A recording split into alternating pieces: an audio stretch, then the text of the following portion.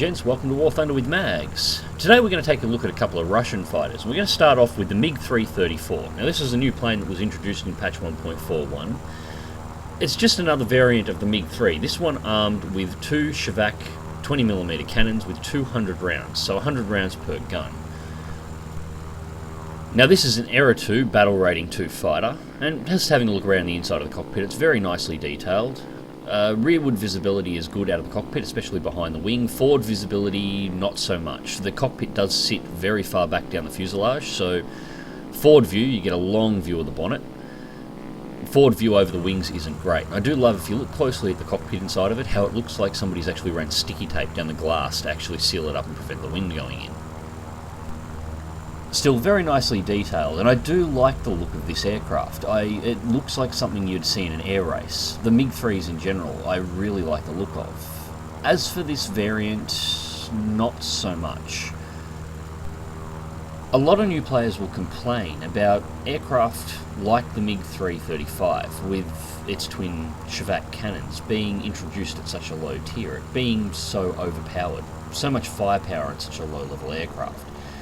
They don't consider that it actually works to the deficit of the fighter.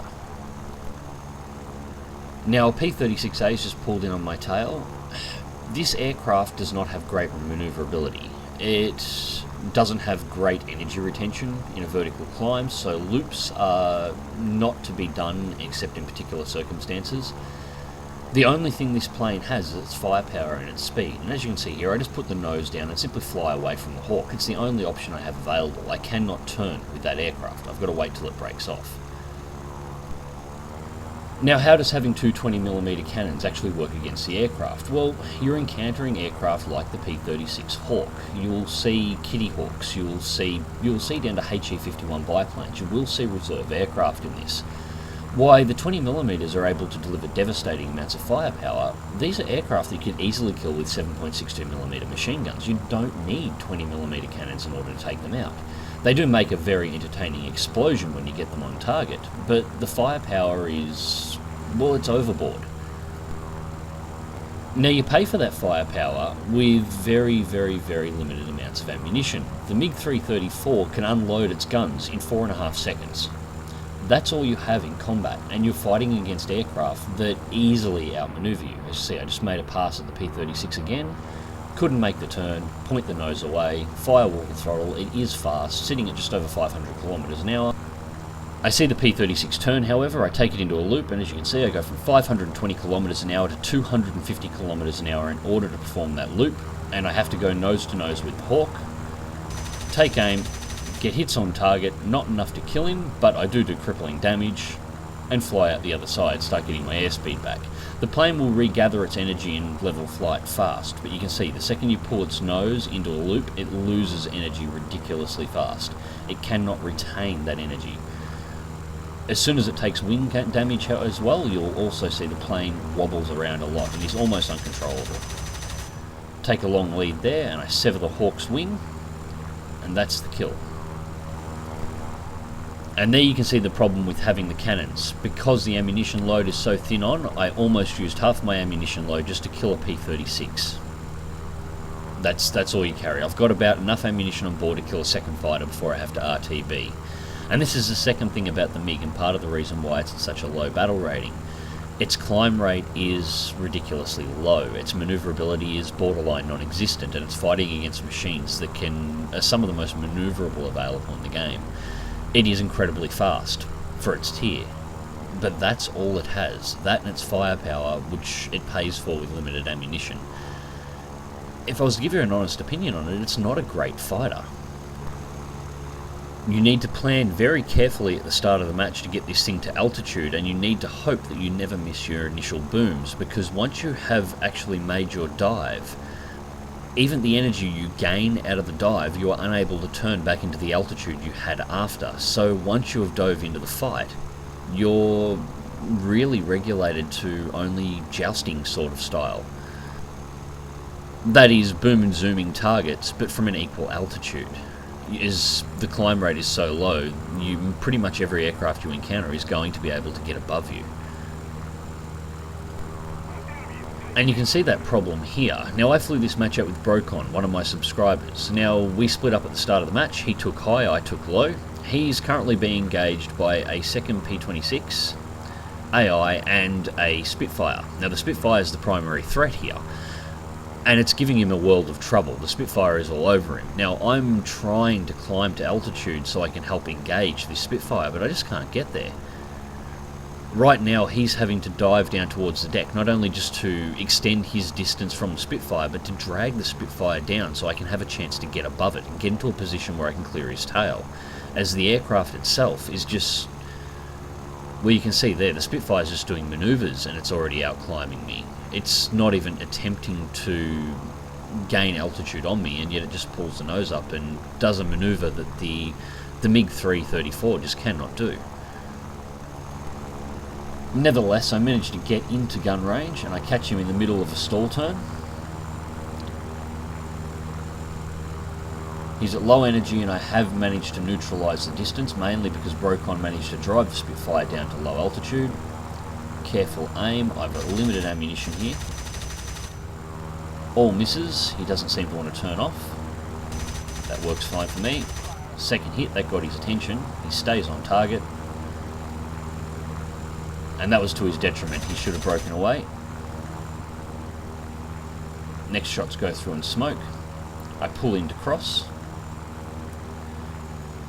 Now I'm actually going to take it through a loop here deliberately. I don't mind the speed loss. The Spitfire has taken enough damage into a low energy state anyway, so I don't mind losing it as long as I have a dive angle where I can get a good shot on this Spitfire.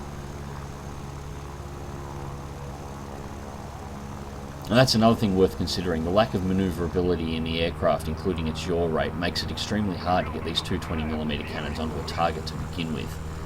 As you can see here, I'm having to do a lot of manoeuvring, and this is just to try and get my nose pointed back at a Spitfire.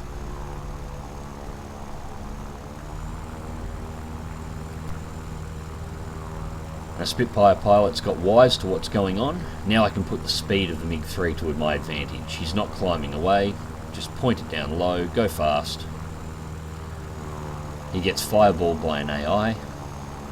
I'm not letting an AI steal my kill. Done and dusted. That's this match over.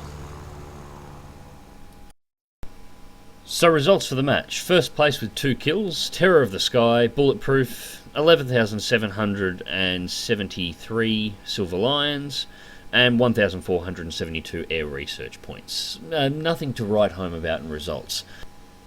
Now, I have had better matches in the MiG-3-34, but they have been rare. I actually accidentally deleted one off my computer rather than putting it up, where I got a 6-kill match in this plane. So it can do much, much, much better than this. But most matches seem to be about the 2-kill mark for me, and most of it just simply trying to get into position where you can actually get guns on target. The lack of manoeuvrability of the aircraft, the heaviness about it, the lack of energy retention in sharp climbs or burst climb, and its low ammunition count all work against it as being an effective fighter. However, I could see this being used in very low-level squadron battles to target enemy bombers, if the enemy team was likely to use them. On slow-moving targets like Blenheims and Beauforts, the gun damage on this thing it's ideal for taking them out. But the low ammunition count, I really think this plane was more put in for arcade play more than realistic battles. And if I really had my heart set on flying a MiG-3 out in a realistic battle, I would take one of the earlier models. Probably the BK would be a better option. Anyways, moving on. So next up we have the Yak-3. Now, the Yak-3 is a very popular aircraft amongst newer players. The style of flight is very much jack of all trades, master of none. They fly in a manner that's very similar to the 109s, but with the manoeuvrability more akin to something like a Spitfire, without excelling in either area. A 109 will outperform a Yak in dives and straight line flight, a Spitfire will outperform a Yak in manoeuvrability fights, but the Yak carries enough of the traits of both aircraft to make itself very effective and make itself very new player friendly. Moving in on this P-47, trying to clear one of my allies. Now, what was interesting about the Yak series when I was a new player is I didn't particularly like them. I didn't like the jack-of-all-trades style. I tend to lean more heavily towards Spitfires or 109s or really anything else. And he gets taken out. Very nice. Never underestimate the defensive gunners on an SB2M. So, take it into a loop. The energy retention on the Yak-3 is not bad. There's really nothing bad you can say about the plane. It does everything well. It doesn't excel at doing any particular role, but it doesn't do anything badly in any way either. So, closing in on the next P-47. I have a lot of targets over here for me to deal with at the moment.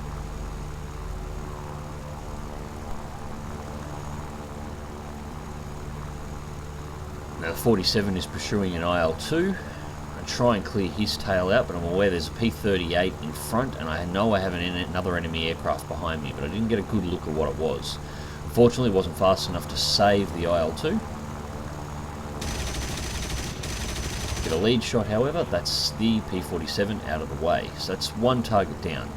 Go for the P-38 next. I can't see whatever was behind me before. It seems to have disappeared. I'm assuming it's broken off and cleared the area.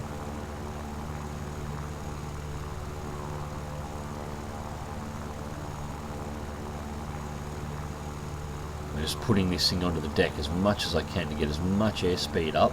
The energy retention in level flight on this is very, very, very good. Once you've got it flying straight and level with enough speed up, it really doesn't lose its speed until you maneuver. And there's the target I spotted behind me before. It was an F4F AI. Well, at least I know where one of the little tow rags is, so I can deal with it later so we can finish off this match. Just keeping it straight and level, the P-38 is attempting to run back to base. I'm not entirely sure why he's running there. The base on this map doesn't exactly have a lot of AAA around the base, so he's not doing it for cover, and as far as I'm aware, that P-38 hasn't actually engaged anyone in combat yet, so it hasn't taken any damage. Or at least it shouldn't have. So I'm trying to work out what he was doing, and then he suicides to deny me the kill. Well, fair enough. Pull up over the hill, that's one less I need to worry about, and I don't have to waste any ammunition on him, he's just out of the match. Point the nose up and start to climb. I need to get altitude up for the next step of this engagement. Now, most of the flak I'm receiving here isn't actually coming from the enemy base, it's actually coming from the cargo ships in the harbour. I'm really not sure about the defensive gunners on the cargo ships in the recent couple of patches. They appear to have more weapons than most battleships do in terms of anti-air defences. In fact, if you look closely at a lot of the Pacific maps where you have battleships, carriers, destroyers, cruisers and cargo ships all in a very close proximity to one another, and you actually look down at the ships and see what is firing what, you'll find in most cases it's actually the cargo ships that are firing most of the AAA and the flak rounds up towards you. The rest of the actual military vessels that you would expect to be firing the rounds don't seem to be doing anywhere near as much, which is interesting to say the least. So I have targets spotted, but they're all 10k's plus out, so I'm going to skip forward just a little bit here. So we're about 2 minutes into the future now, and the P-47 I had targeted before got eliminated by that Yak-3. I'm moving in on a Hellcat that's giving one of our allies a little bit of an issue. Hellcats are an absolute nightmare to shake once they're on your tail, so he needs some cover. Cut low and fast, put hits across its belly, critical hits, and down he goes. Second kill of the match. Now, if I was to take a guess on the lack of his manoeuvring, I would say he was target fixated and he never saw me come in. He didn't realise I was there until I'd hit the belly of his plane and tore it open.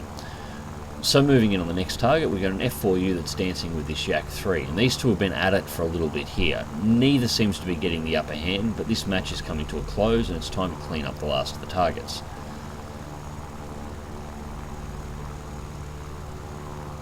Now, one thing I did discover in doing a little bit of flying in the Yak-3, because I've been going back through the planes that I haven't flown much and trying to get them all upgraded. You have to be very gentle with this aircraft on elevation controls. It can shear its wings really, really easily. If you stand hard on the elevators at anywhere above about 360 kilometers an hour, it will often split its wings straight off. So therefore, you makes a pass at me, I take it straight into a rollover, and then into a loop. The Corsair has more than enough firepower to easily destroy this aircraft if he gets his guns on. He pulls into a loop as I'm pulling out, tries to roll into the tail, I'll take it back into another loop.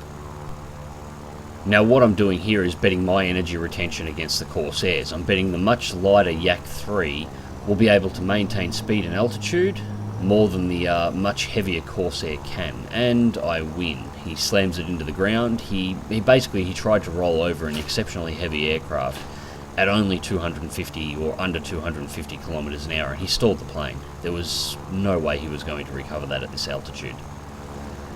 And from here, it's just a matter of cleaning up the last of the AI. Now, this F4F looks familiar. Remember I was talking about swarming and particular aircraft getting locked on by AI in my Corsair video, the last one I did? Well, this is the same F4U from the start of the match. It's followed me the entire loop around the map and has never backed off. This AI behaviour is very, very interesting. But fire off some rounds. And there we go. With that AI gone, that's the match over. So, first place for the team, 3 kills, 2 player, 1 AI, final blow, terror of the skies, bulletproof, 59,510 silver lions, 5,130 mod research points. That was enough to finish off my 20mm cannon belt, so I can actually change the ammo loads now from default, and 5,130 air research points. Not that I have anything to research, my Russian tree is complete. So, the Yak-3, it's not a bad plane by any means, but it's really, really not my style. I think I'll be flying it until I've got it fully upgraded, and then I'll be moving on to the next one. As I said earlier on in this video, the Yak series has never really been my thing, but I have to go through and unlock basically the components in almost the entire series at the moment. So, never know, I might encounter a plane in there that I really do like. The Yak-3, however, is not it. I just felt like flying it the whole time, that anything that this plane could do, I could be doing in another plane even better. Anyways, ladies and gents, until next time, click like if you do, subscribe if you want to see more, fly smart, fly safe, and I'll catch you in the skies.